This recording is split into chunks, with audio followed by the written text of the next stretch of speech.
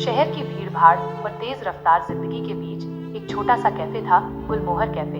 वहाँ हर शाम किताबों और कॉफी की खुशबू के साथ कुछ अनकहे जज्बात भी बहा करते थे। यही कैफे था जहाँ अयान और सिया की मुलाकात हुई थी।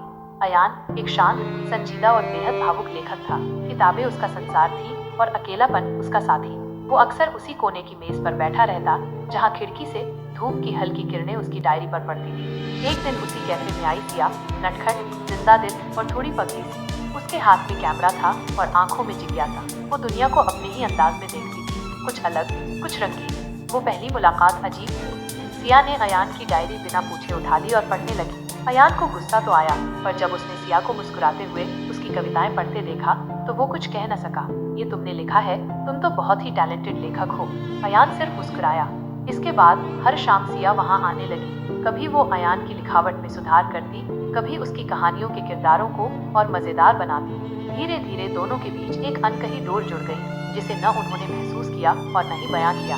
प्यार था, मगर बिना इजहार के। एक दिन सिया नहीं आई, फिर दूसरा दिन, फिर तीसरा। अयान हर शाम खिड़की की ओर देखता, हर आवाज पर चौंकता, लेकिन सिया नहीं आई। एक हफ्ता बीत गया। अयान ने हिम्मत करके सिया के इंस्टाग्राम प्रोफाइल पर मैसेज किया, जवाब नहीं आया। एक महीना बीत गया। फिर एक शाम कैफे के उस कोने में एक लिफाफा रखा मिला अयान के लिए। अयान के हाथ कांपने लगे। लिफाफा खोला, उसमें एक चिट्ठी थी। चिट्ठी में लिखा था, अयान, शायद जब तुम ये पढ़ो मैं तुमसे बहुत दूर चली जाऊं।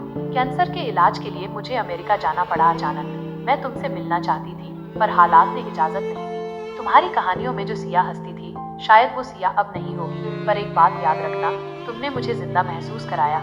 जब मैं बहुत कमजोर थी, तुम्हारी कविताओं ने मुझे ताकत दी। अगर कभी लौट पाई तो तुम्हारी खिड़की वाली टेबल पर मिलूंगी। वादा है, तुम्हारी सिया। अयान उस चिट्ठी को सीने से लगाकर रो पड़ा।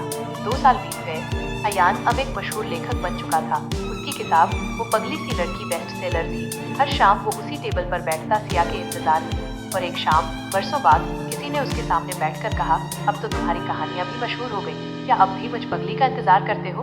अयान ने आंखें उठाई। वो सिया थी, कमजोर पर मुस्कुराती हुई। अयान कुछ नहीं बोला, बस उसकी ओर बढ़ा और उसका हाथ थाम लिया। और फिर दोनों एक दूसरे के आगोश में खो गए।